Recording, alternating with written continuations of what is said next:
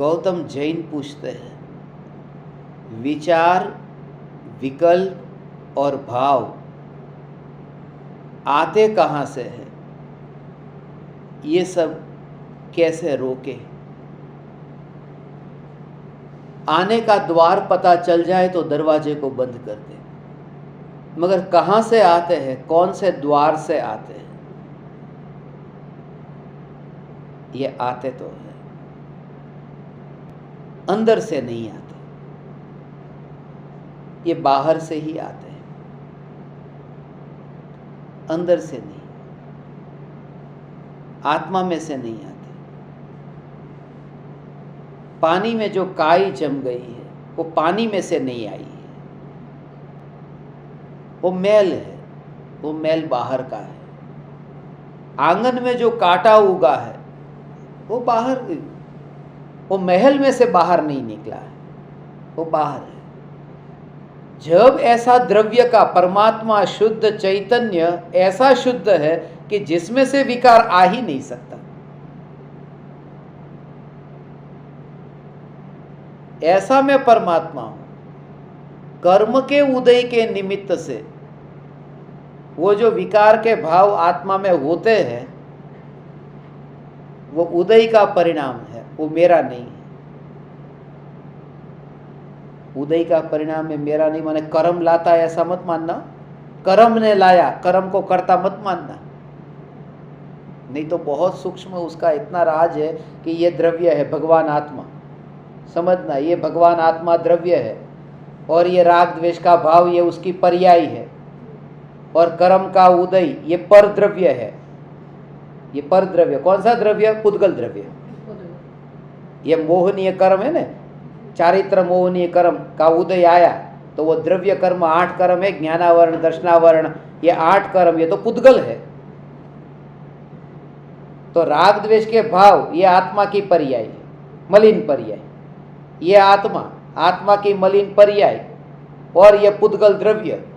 तो पहले क्या माना कि आत्मा है वो अपनी पर्याय का करता नहीं है, राग द्वेष आत्मा नहीं करता। तो एक द्रव्य अपनी पर्याय का तो करता नहीं है और पराया द्रव्य इसका कर्ता बन गया, ऐसा कैसे होगा?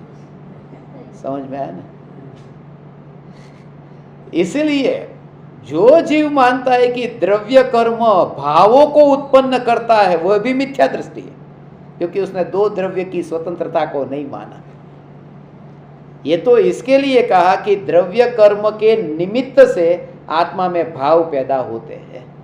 निमित्त कहा, वो निमित्त क्यों कहा कि निमित्त कहने से ये हो गया कि निमित्त है इस भावों के होने में, कर्म निमित्त बना है, माने ये स्वभाव नहीं है। यदि स्वभाव होता तो कर्म के निमित्त की जरूरत नहीं पड़ती, उसको विभाव बताना है, इसलिए पराये को निमित्त कहा है। पर के निमित्त से होने वाले ये राग द्वेष के भाव, ऐसा नहीं कहते पर के निमित्त से होने वाला ये जानना जानना, वो स्वभाव है। विचार को रोकने जाओ, विकल्प को रोकने जाओ, भावों को रोकने जाओ।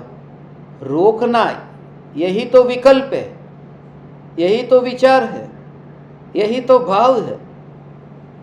और कहते हैं और पूछते हैं कि कैसे रोकें?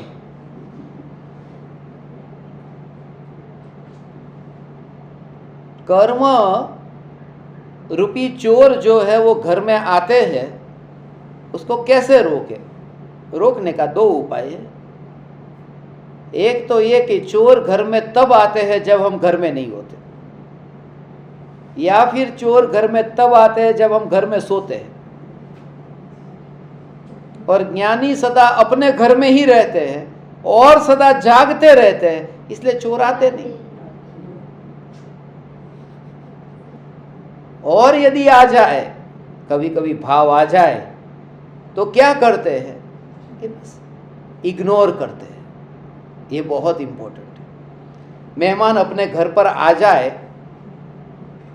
तो अपन मेहमान का स्वागत तो करते, मगर अंदर ऐसा होता है जिस मेहमान को घर में नहीं ठहराना हो तो अपन ऐसा तो कहते ही नहीं है कि चले जाओ। सत्संग में मैं कभी कभी जो बात कहता हूँ ना, किसी के जीवन में घटती होगी वही बात आती होगी, ऐसा बहुत बार होता है।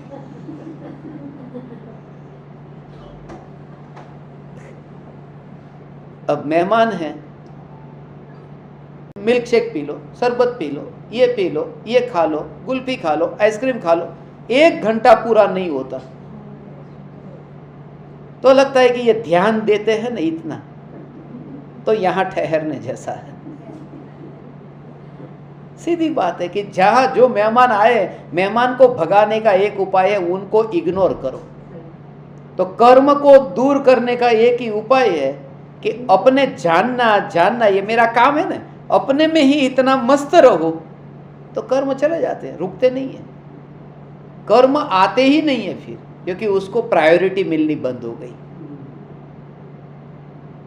और एक बात कि जब पर की ओर ध्यान गया तो तुरंत ही राग द्वेष के भाव उत्पन्न हुए, और अपने में जब रहे तो वो भावों में भी फिर मंदता होने लगती है। ऐसी हो ऐसा स्वरूप है, ऐसा स्वरूप है, कितना सूक्ष्म। फिर ज्ञानी ये सब चिल्लर, ये सब ऐसे काम में ज्ञानी नहीं पड़ते। ये सब ऐसा काम, कर्म को रोके, ये करे वो करे, भावों को रोके, ये काम करने ज्ञानी जाएंगे। शीतल शाह पूछ रहे, जिसको मन नहीं है उसको कैसे कर्म का बंध होता है? मन के कारण कर्म का बंध नहीं होता। मन के कारण कर्म का बंध होता तो अरिहंत भगवान को मन है, उन्हें भी कर्म का बंध होना चाहिए। और मन के कारण कर्म का बंध होता तो एकेंद्रिय से असंगनी पंचेंद्रिय है, उनको मन नहीं है, फिर भी उन्हें बंध होता है।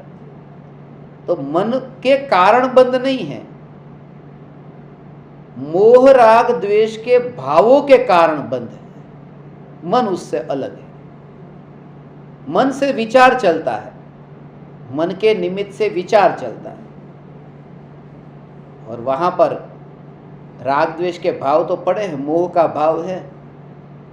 आलू के अंदर जो जीव है वो सोचता नहीं है, मगर वो हर समय मानता है मैं शरीर हूं और मैं मर गया, मैं जन्मा, मैं मरा, मैं जन्मा। ये मान्यता उसकी निरंतर चल रही है। मन से विचार करने की शक्ति होती तो असंगनी पंचेंद्री तक के जीव, वो सब तिर्यंच गति के जीव है। मोह से कर्म का बंध है, मन हो या न हो। इंटेंसिटी में फर्क होगा कि आप जिस भाव से, एक खुशी से आप करते हो। एक कोई व्यक्ति है कि अब मनो शिकार करता है, अब शिकार करने में भी एक शिकार किया है और दूसरा है कि वो शिकार खाने के लिए किया, और एक ने मजा मस्ती करने के लिए शिकार करने गया। उसमें भी दोनों की इंटेंसिटी अलग अलग है। एक है वो किसी को मारता है तो उसको अंदर से खेद होता है, और एक है वो मजा लेकर के खाता है। दोनों खा तो रहे हैं। अब कृपालु देव भी लौकी की सब्जी खाते हैं, मगर वहां पर आंसू टपकते हैं, और अपन भी लौकी की सब्जी खाते हैं, और इतनी मिर्ची डाली होती कि आंख में से आंसू टपकते।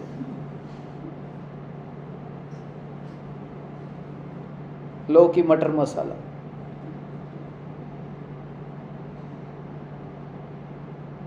इंटेंसिटी में, एक्शन नहीं। एक्शन ज्ञानी अज्ञानी का सेम है, रिएक्शन में फर्क है। एक्शन से बंधन नहीं है, रिएक्शन से बंधन है। और भावों से नहीं, अभिप्राय से। इंटेंशन, भाव भी, भाव से कोई बंध नहीं होता, इंटेंशन से। माँ है, बच्चे को चाटा मारा भी है और चाटा मारने का भाव भी आया है, मगर इंटेंशन ये था कि तू अब गाली नहीं बोलेगा, तो इंटेंशन अच्छा था। तो कर्म नहीं बंधेगा कि बंधेगा, मगर उसकी इंटेंसिटी वो नहीं होगी।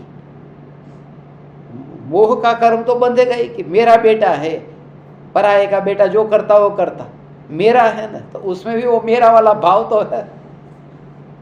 ऐसा लगे अच्छे के लिए, भलाई के लिए कर रही है, कितना भलाई के लिए नहीं, अपने बेटे की भलाई, अपना उसमें भी अपना है।